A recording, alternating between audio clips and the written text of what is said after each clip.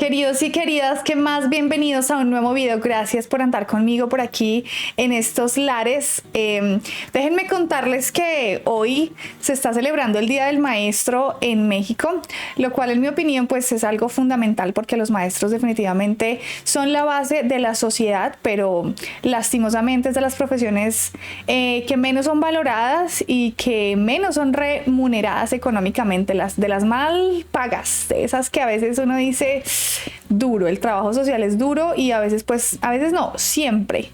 En la mayoría de países del mundo no se les reconoce ni se les paga de la manera que debe ser. Así que el presidente AMLO hoy en su discurso habló de este tema y habló de cómo se están mejorando las condiciones para los maestros, para los profesores, esos que educan la sociedad y el futuro en el mundo en el que vivimos. Así que él estaba nombrando a un personaje del cual yo dije, déjenme conocer un poquito más. Él es un magnate y tiene como nombre Claudio X González.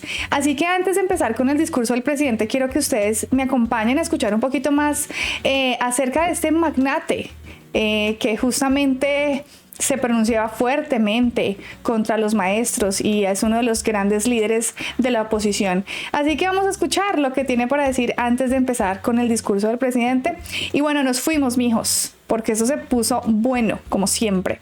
Recuerden que si me quieren apoyar, pueden dejarse el like, suscríbanse aquí en mi canal, denle la campanita para que estén pendientes de todos los videos que se suban.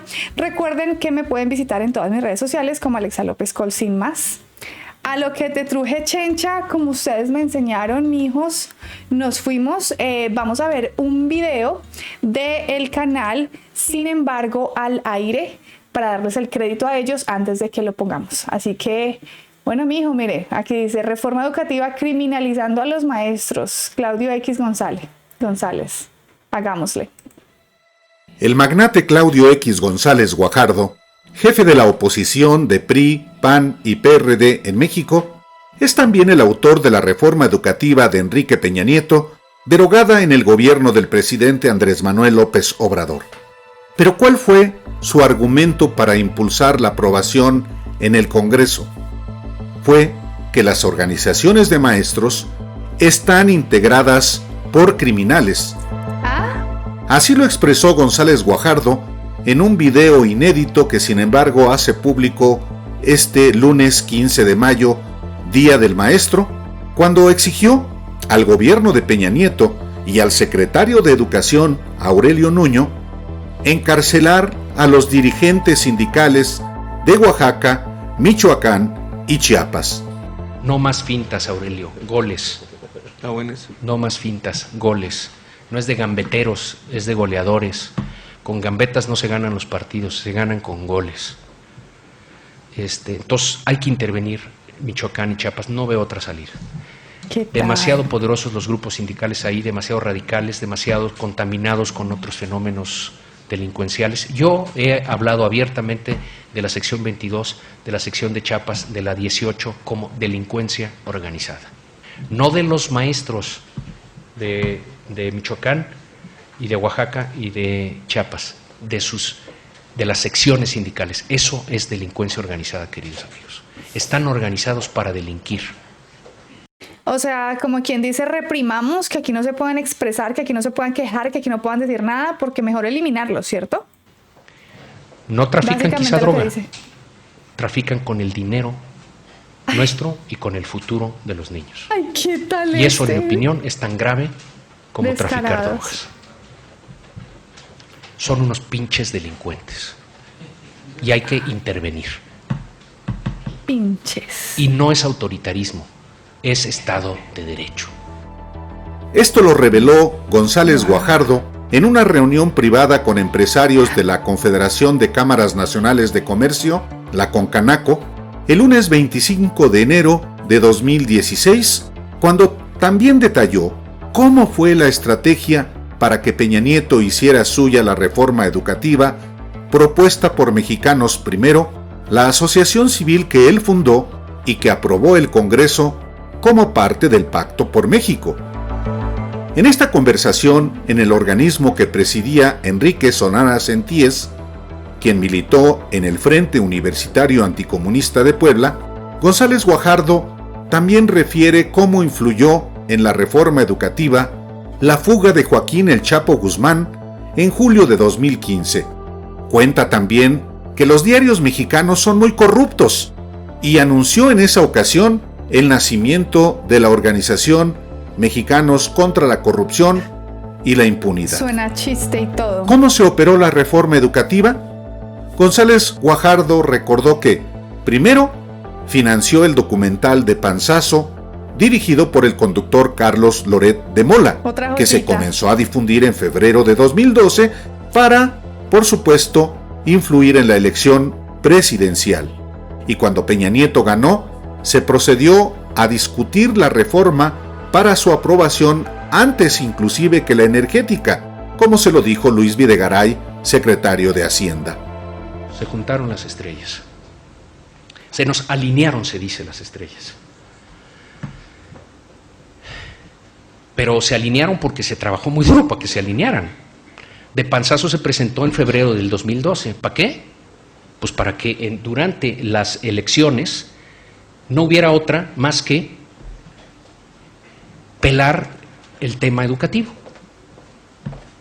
Y luego en septiembre estábamos sentados, no nada más nosotros, otros grupos, porque no voy a aquí jalar crédito de más para nuestra organización, pero estábamos sentados con Aurelio Nuño cada 15 días en sesiones de toda la mañana para entregarles todo lo que sabíamos sobre educación. A confesión del secretario Videgaray, tiempo después, un día me dice, oye, ¿y tú sabes por qué fue primero la reforma educativa y no la energética y no la de telecomunicaciones y no la fiscal? ¿Y por qué fue la educativa?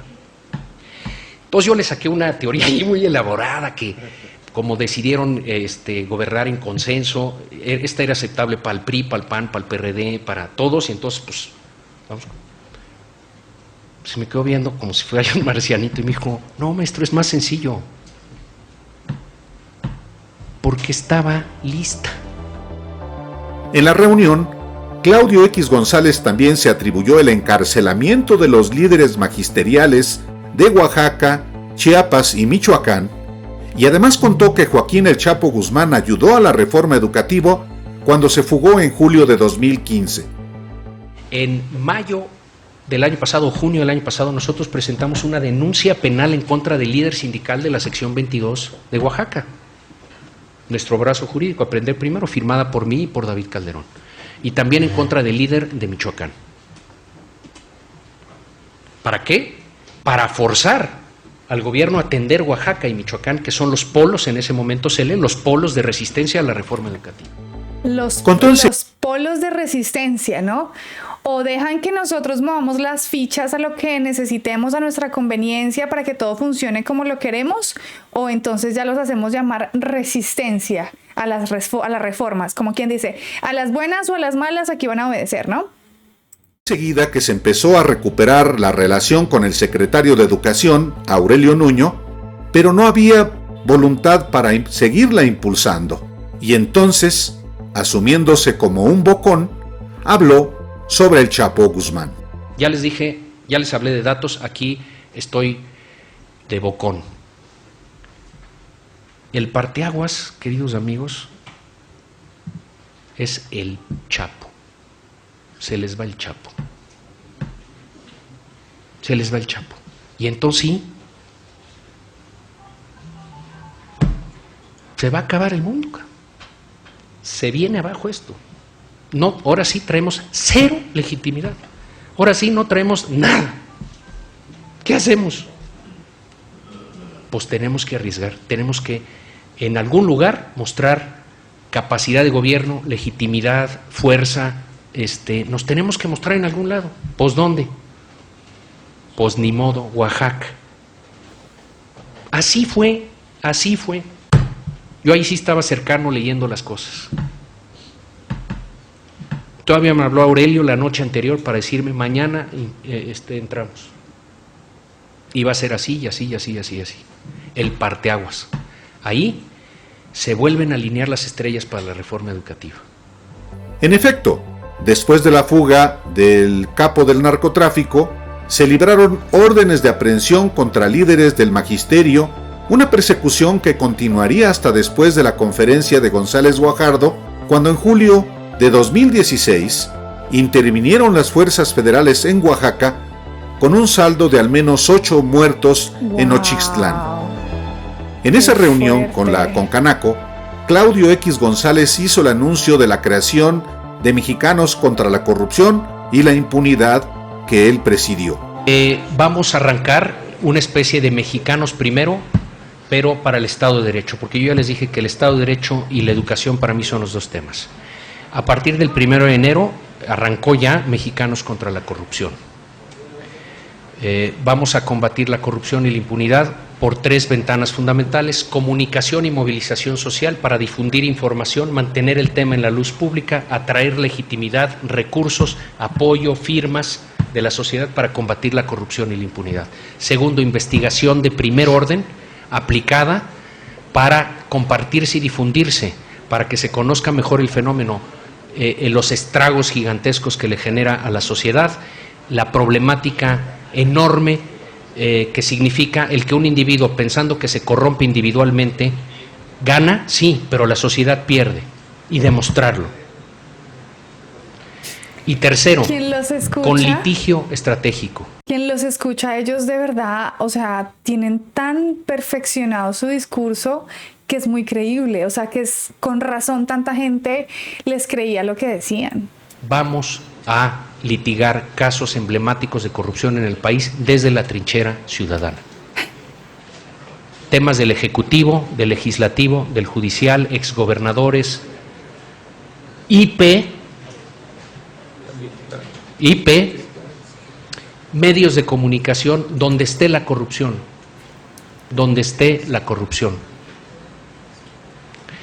Y va a estar más duro que Mexicanos primero. El millonario González Guajardo concluyó su participación calificando de corruptos a los medios de comunicación de México que, dijo, ocultan la corrupción del gobierno de Peña Nieto. Es peor la corrupción ahorita de lo que fue en la administración, voy a inventar, del presidente Echeverría o del presidente López Portillo. Pues quién sabe quién pueda medir eso. Pero estimo que no es peor. Pero hoy se ve. Hoy se comenta, hoy sale en los medios, sobre todo en las redes sociales, porque desafortunadamente los diarios son muy corruptos y no publican toda la corrupción. Eso no es chiste. Decíamos antes de que entráramos aquí que si no hubiera publicidad gubernamental para los diarios, se irían a pique todos. Todos, no sobrevive, yo creo que solo el Reforma sobrevive. Los demás se van a pique. Entonces, ¿qué son? ¿Son diarios libres de comunicación o son, usted lo está diciendo, señor, de alguna manera escondida, un medio oficial de comunicación? Usted lo está diciendo tal cual. Así que bueno, ahí ya por lo menos tenemos una base de información acerca de lo que representa este señor Claudio X González. ¿Por qué me interesé en esto? Porque el presidente lo nombró y dije, bueno, pues recordemos y veamos quién es, porque si no sabemos siquiera de quién está hablando el presidente, pues andamos mal.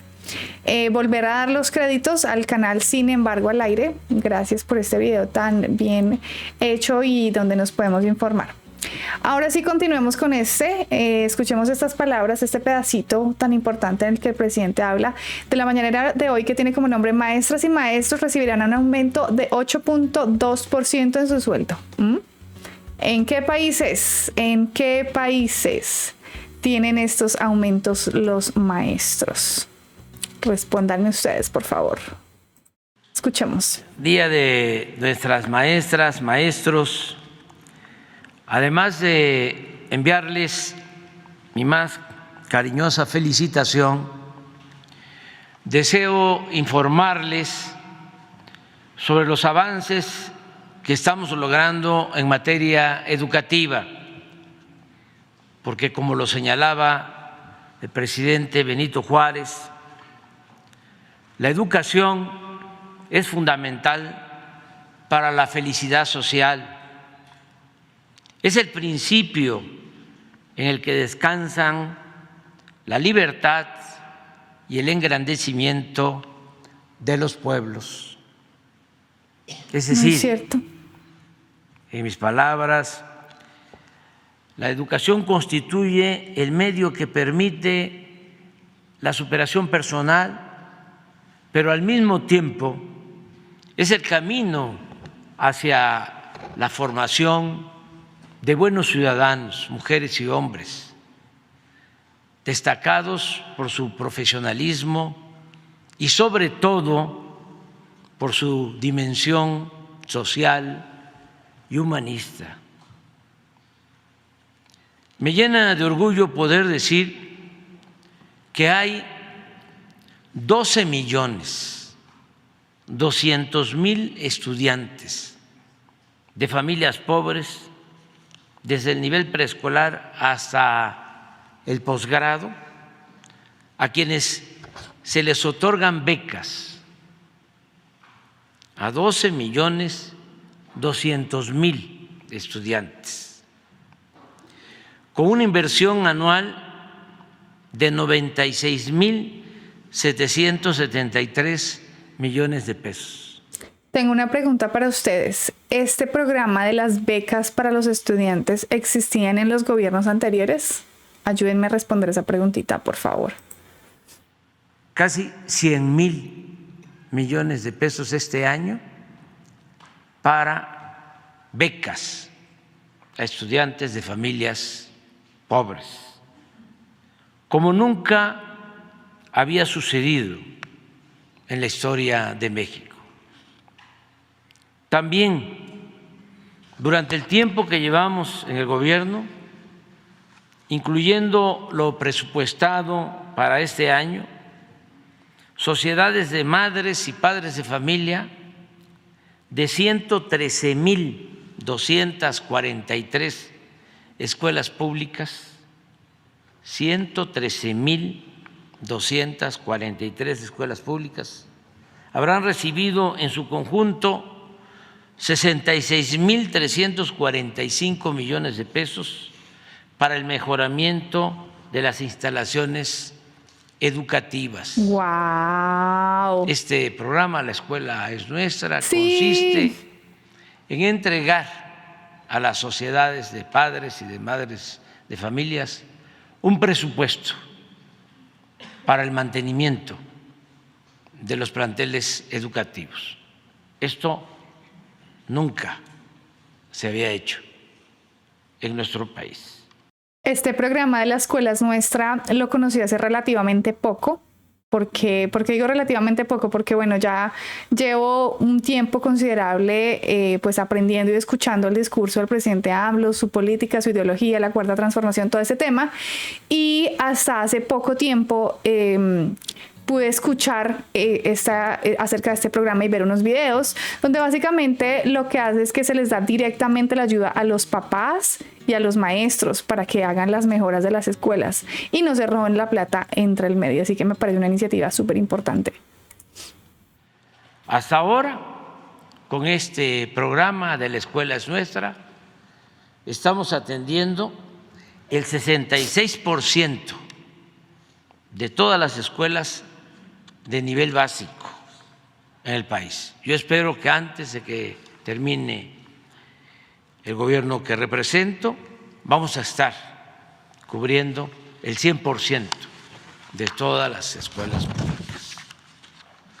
Me causa también gran satisfacción poder informar al Magisterio Nacional y a madres y padres de familia que están en proceso de elaboración los libros de texto que se utilizarán en el próximo ciclo escolar.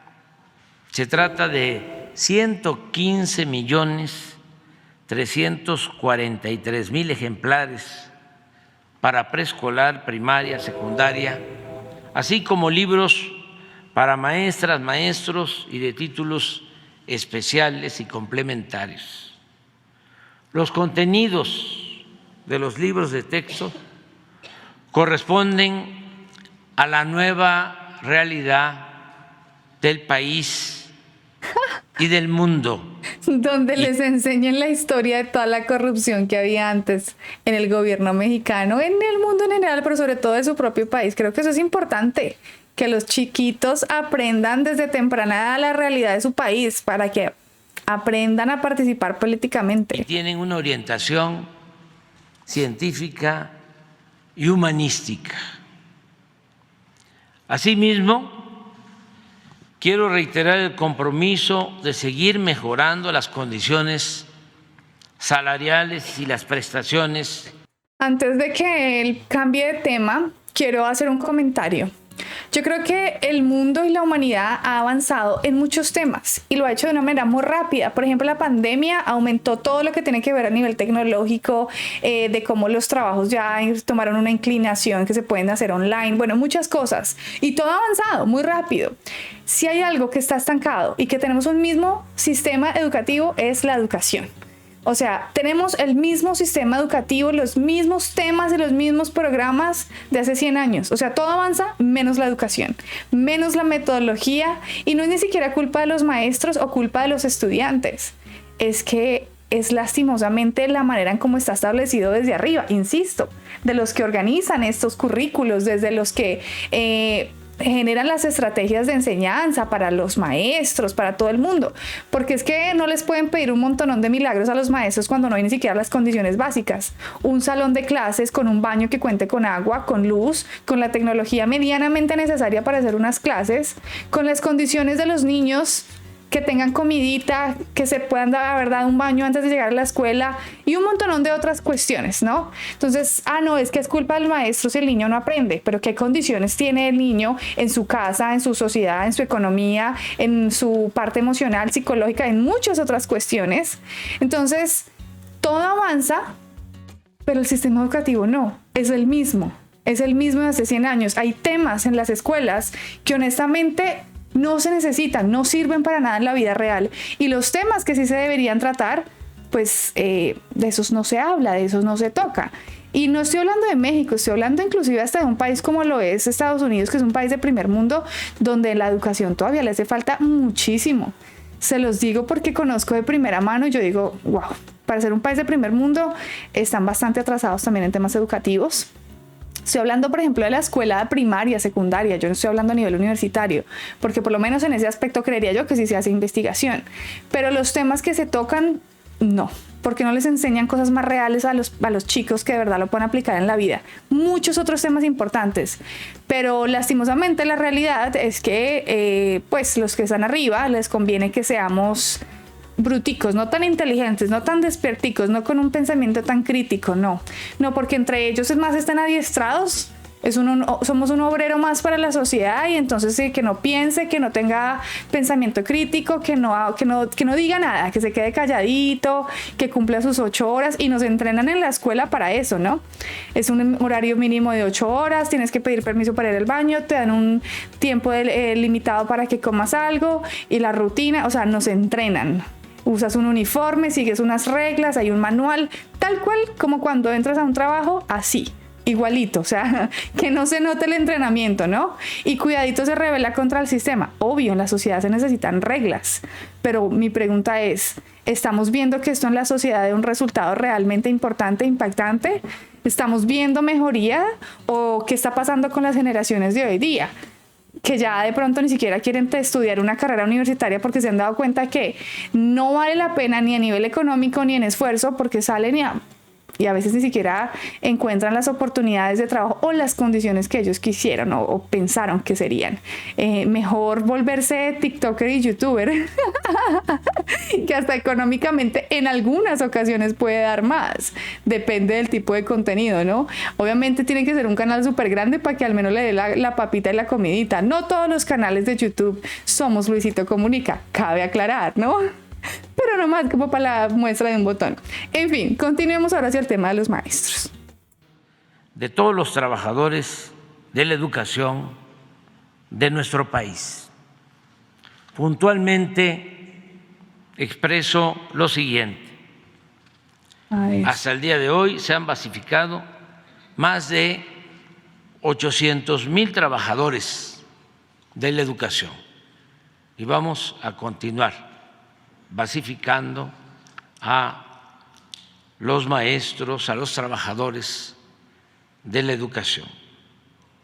Este día expreso que de manera retroactiva, es decir, desde enero pasado, aplicará un aumento al sueldo de maestras y maestros y de todos los que laboran en el sector educativo de 8.2% en promedio.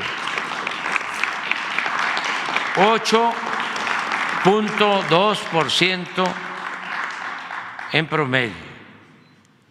Y esto es lo que considero más importante. Además, ningún maestro ni trabajador de la educación ganará menos de 16,000 pesos mensuales. ¿Cuánto es eso? Que es el promedio que obtienen actualmente los trabajadores inscritos en el Seguro Social.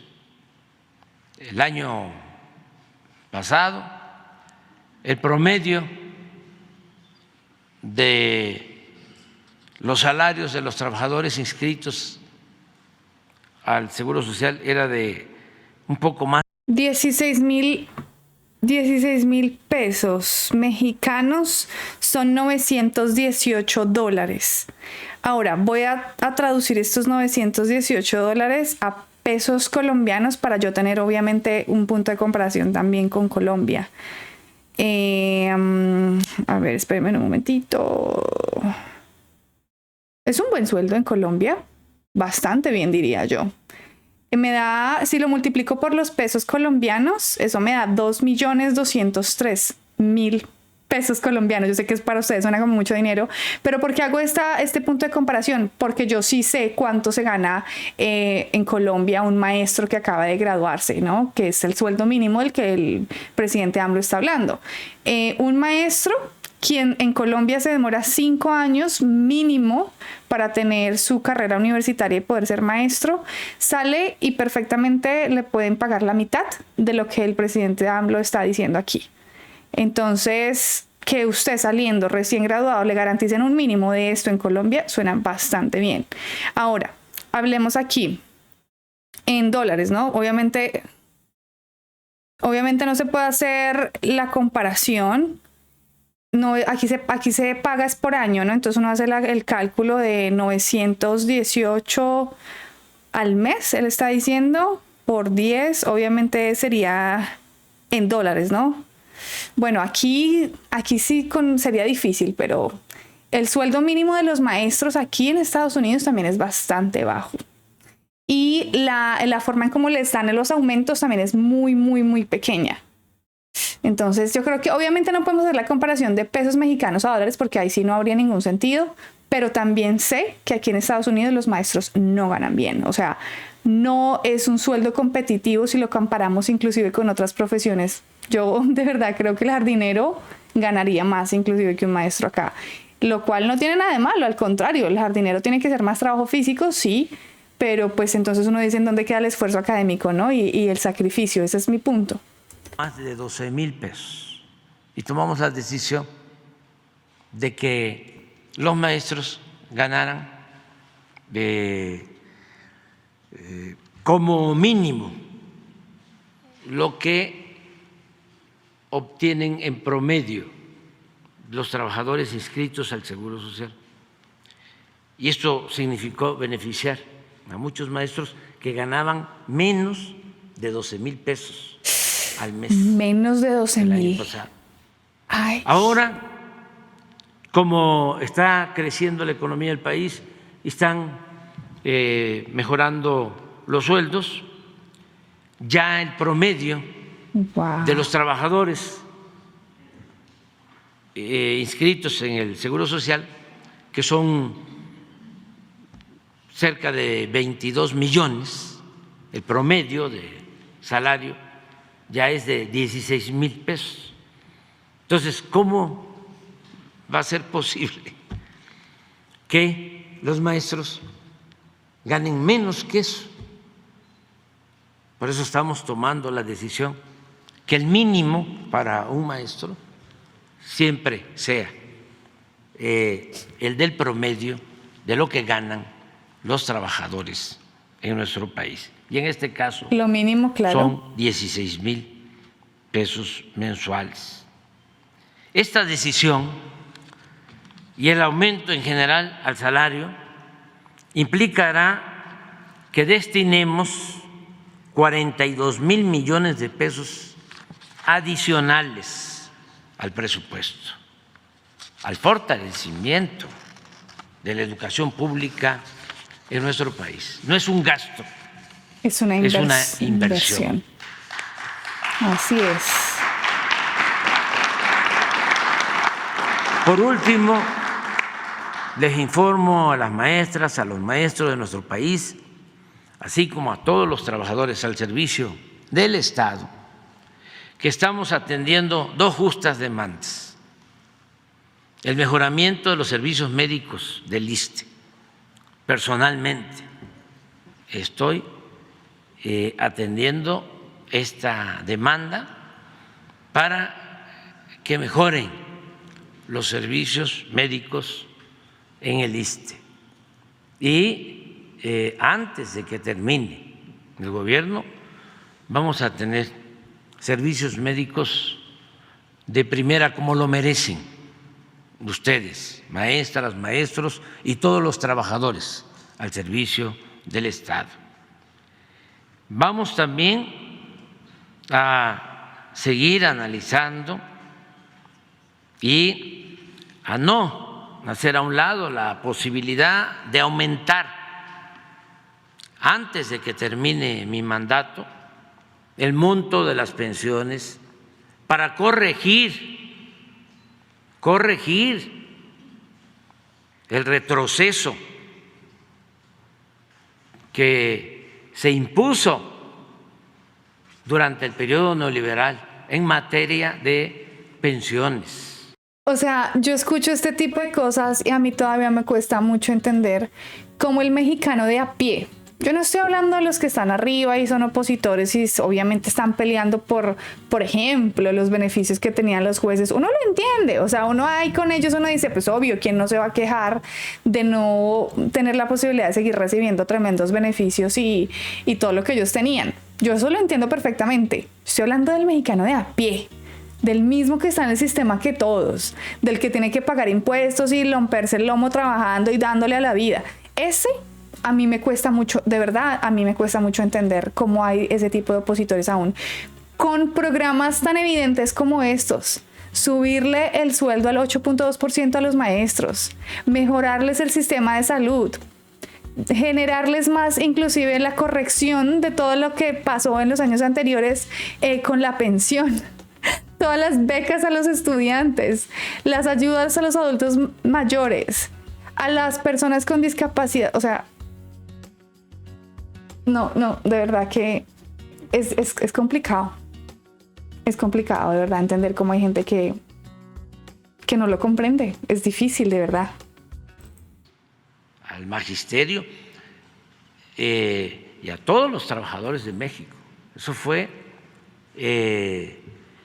un agravio mayor, porque en los sistemas de pensiones, antes de que hicieran la reforma a la Constitución, a las leyes, durante el periodo neoliberal, el maestro se jubilaba y recibía su sueldo completo.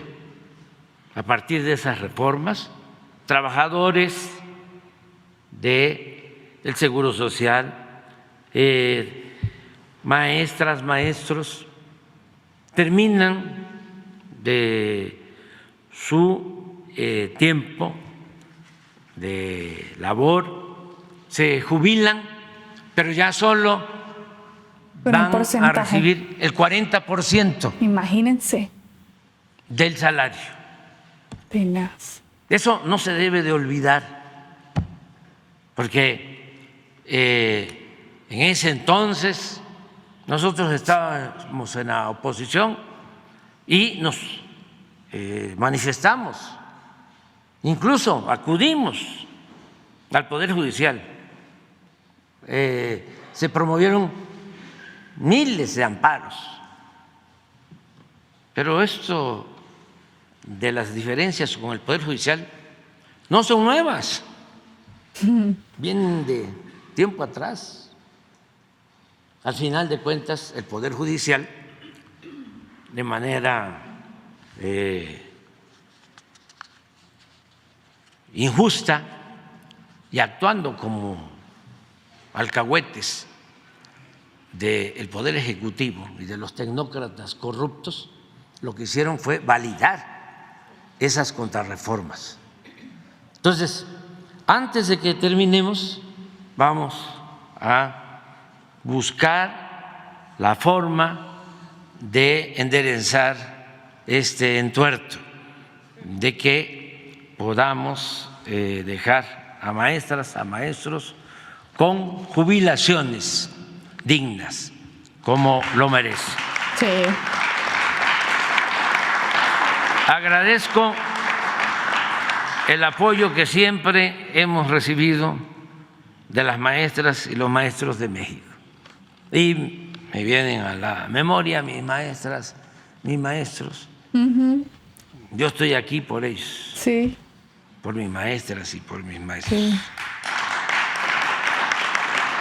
Muy cierto. Nunca olvidaremos la actitud responsable de las maestras y los maestros durante la pandemia. También quiero destacar que en el tiempo que llevo en la presidencia de la República, a diferencia de lo que sucedía anteriormente, cuando querían imponer la mal llamada reforma educativa y echan a andar todo un plan de desprestigio. Miren, ahí viene. Contra maestras, maestros y contra la educación pública, porque el propósito era privatizar la educación. Olvidar que la educación es un derecho. Es un privilegio, sino es un derecho de nuestro pueblo. Estas son diferencias, como en otros temas, que mantenemos con el bloque conservador. No es que nos caigan mal o asuntos de tipo personal. No, es que tenemos proyectos de nación distintos y contrapuestos. El asesor principal, el consejero del bloque conservador. Ahí viene, ahí viene. Lo voy a mencionar porque también ya se hizo en este momento. Claudio X González estaba en contra de la educación pública y era el principal promotor de la mal llamada reforma educativa y denunciaba a los maestros, a las maestras. Bueno, porque el propósito era la privatización de la educación. Yo siempre he dicho que no estoy en contra de la educación privada. El que tiene para pagar una escuela privada, el que tiene para pagar una colegiatura está en su derecho, lo puede hacer. Sí. Nada más que el Estado mexicano, el gobierno, está obligado a garantizar la educación pública, gratuita, de calidad, en todos los niveles escolares. La educación no se puede poner al mercado como si se tratara de una mercancía. Sí, señor. Para que pueda adquirirla el que tiene recursos. Ni la educación ni la salud son mercancías, son privilegios, son derechos de nuestro pueblo. Y esa es una diferencia muy marcada entre lo que representa el conservadurismo y lo que representamos nosotros.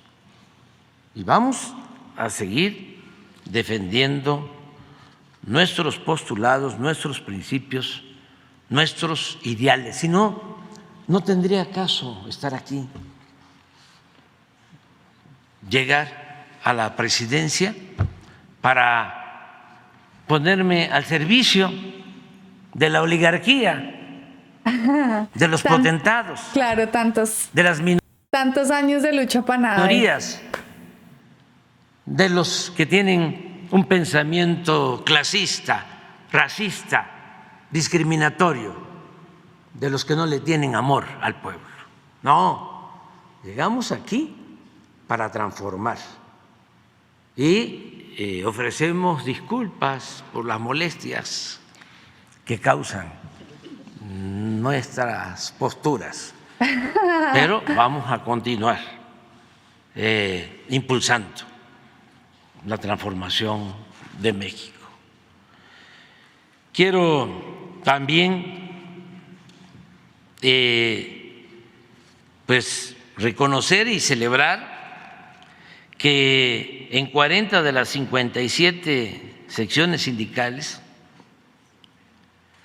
ya se llevaron a cabo elecciones para renovar a la dirigencia del magisterio con voto libre y secreto, sin ningún conflicto postelectoral.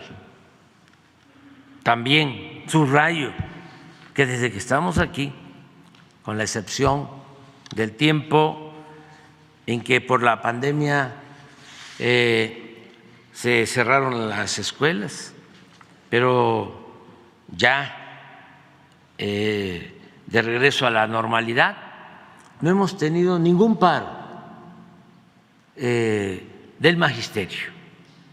No se han cerrado las escuelas, no se ha dejado a los niños sin clase.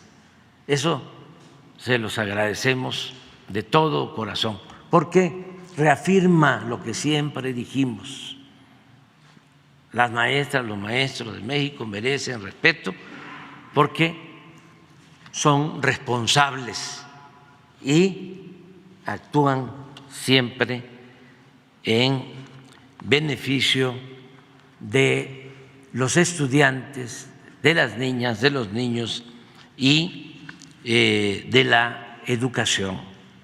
En suma, el país avanza gracias a ustedes, el país avanza gracias al apoyo consciente del magisterio nacional. Nos están ayudando mucho, mucho en este proceso de cambio, de transformación en beneficio de nuestro pueblo. Por eso termino diciendo que vivan las maestras y que vivan los maestros de México.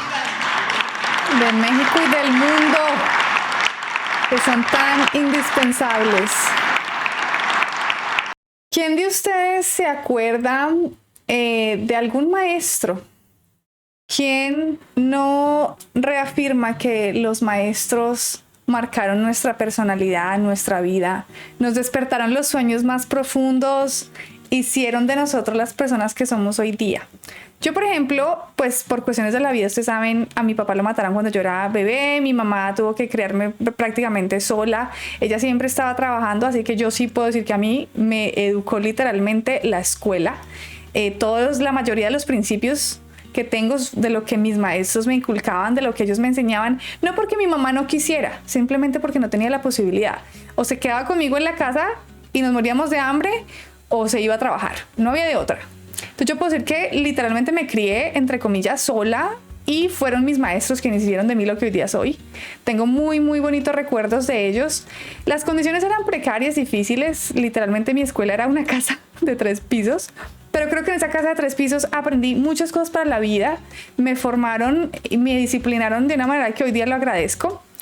Y pues no había dinero, ¿no? Ustedes ya saben, vengo de una familia campesinos, los dos, mi papá santanderianos, nací allá en Santander, mi mamá me llevó a Bogotá para darme justamente educación, pero cuando uno se gradúa de la escuela, uno dice, bueno, ¿y ahora qué?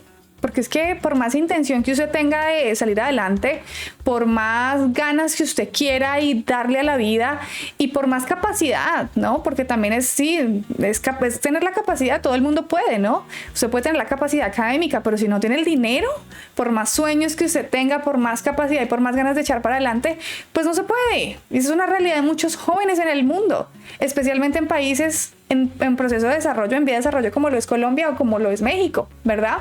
En mi caso, déjenme contarles que nadie de mi familia, de mis dos lados de familia, había podido lograr tener una carrera universitaria. O sea, no existía ningún profesional por ningún lado de mis dos familias. Y eso solamente les dice una cosa, no es para yo venir a decirles, sí, yo lo hice, no, es todo lo contrario, es para venir a mostrarles las circunstancias que tuvieron que vivir. Porque si no pudieron es porque así de difícil les tocaba la vida en el campo, en la pobreza, en las malas circunstancias que tenían por la corrupción de nuestro país, en este caso Colombia. Yo pude hacerlo porque pasé a una universidad pública. Si no hubiera sido porque yo tuve la posibilidad de estudiar en una universidad pública, tampoco lo hubiera podido hacer. Pero para pasar a una universidad pública hay un proceso y lastimosamente no todo el mundo lo puede hacer tampoco. No todo el mundo puede pasar los exámenes, la entrevista, todas las cosas que eso conlleva. Y llegar a la universidad pública tampoco es tan fácil graduarse, porque académicamente primero es muy difícil, las circunstancias que a veces uno tenía el dinero exacto, o cómo, o me doy los pasajes, o saco las fotocopias de la universidad, o qué hacemos. Esa es la realidad de muchos jóvenes. Tuve compañeros que hacían cosas que yo decía, wow, impresionante. O sea, tuve un compañero que tenía que salir a vender limones con la mamá, el otro tenía que vender empanadas en los buses, o sea, un montón de cosas que todos tuvimos que pasar para poder salir adelante. Habían obviamente muchos paros, justamente por lo que el presidente estaba diciendo ahí, la privatización de la universidad, de las escuelas, de las universidades, de todo este tema. Y hoy día, justo hace como 2 semanas, acababa yo de ver una noticia de que en la universidad en la que yo estudié, Universidad Francisco José de Caldas, pues salió una de esas ollas podridas en las que los administrativos estaban involucrados en temas de corrupción y de un montón de cuestiones de lavado de dinero que hacían. Mejor dicho, ya se sabe la historia, ¿verdad? Entonces, el punto aquí es, hay que valorar a los maestros y hay que darle más al sistema educativo. Si hay algo que nos puede sacar de la pobreza, de las circunstancias de dificultad, es la educación, porque es que eso nadie se lo puede quitar a uno en la vida. La educación le abre a uno la mente a otro nivel, eso nadie se lo va a uno quitar. Esté donde esté, vaya donde vaya, haga lo que haga, no se lo puede quitar. Hoy día, el haber tenido la oportunidad de haberme graduado de una universidad acreditada, como lo fue esa universidad que a pesar de ser pública y no privada, tiene reconocimiento en el mundo. Yo pude venir a este país, Estados Unidos, revalidar mi carrera y ejercerla hoy en día acá. ¿Y eso por qué? Porque en algún momento de mi vida tuve maestros que me abrieron la mente y me decían, no importa de dónde vengas, no importa las circunstancias, tú lo puedes lograr, tú puedes hacer esto. Entonces uno dice, wow, admiración hacia ellos. De verdad que es mucha admiración, pero también es muy duro cuando ellos no tienen ni siquiera las condiciones básicas para poderles enseñar a estos niños y donde de verdad no hay apoyo de nadie. Los países más desarrollados, los con los mejores sistemas educativos, con los mejores puestos en las pruebas internacionales a nivel académico, ¿qué hacen? Por ejemplo, países como Finlandia. Los maestros de los niños pequeños, de los de prejardín, preescolar, son los que primero tienen más educación, es decir, ellos tienen su carrera base, más maestrías y doctorados, porque le dan el enfoque a los niños, a la base de la formación, al primer amor hacia la escuela, hacia la academia, y de ahí para adelante. En cambio, nuestros países es lo contrario. Las maestras de preescolar prácticamente son las niñeras, ¿no? O sea, ellas no tienen casi ni tiempo de enseñarle. ¿Por qué? Porque tienen que lastimosamente hacerse cargo de muchas otras necesidades que tienen esos niños. ¿Por qué? Porque pues a veces ni siquiera tienen comida, a veces ni siquiera los bañan, son niños maltratados, tienen demasiados en un mismo salón, las condiciones de la escuela no dan, a veces no tienen ni agua potable, o sea, duro. ¿Y cómo se le enseña a un niño con hambre? ¿Cómo se le enseña a un niño orinado? ¿Cómo se le enseña a un niño maltratado? Esos son los maestros, los héroes. Así que qué bien y qué bonita labor que está haciendo el presidente AMLO de reconocerlos de subirles el sueldo, porque son personas que al igual que cualquiera, a pesar de haber hecho su profesión, a veces ni siquiera tienen la posibilidad de vivir una vida medianamente digna. Así que vivan los maestros del mundo. Yo sí soy de las que piensa que ellos nos encienden la chispa de la vida y nos muestran que las cosas se pueden lograr y que los sueños se pueden cumplir. Así que feliz Día del Maestro para todos los maestros en México, en Colombia, en Estados Unidos y en el mundo. Así que mis queridos, a mí me encantan estas iniciativas. Ustedes cuéntenme qué opinan al respecto. Déjenmelo saber aquí en los comentarios. Recuerden que si me quieren apoyar pueden dejarse like, suscríbanse al canal, activen la campanita. Nos vemos en todas mis redes sociales. Estoy como Alexa López Col. Sin más, mi frase favorita ha llegado: mi corazón es mexicano, mi sangre colombiana. Nos vemos en un próximo video. Chaito, chaito.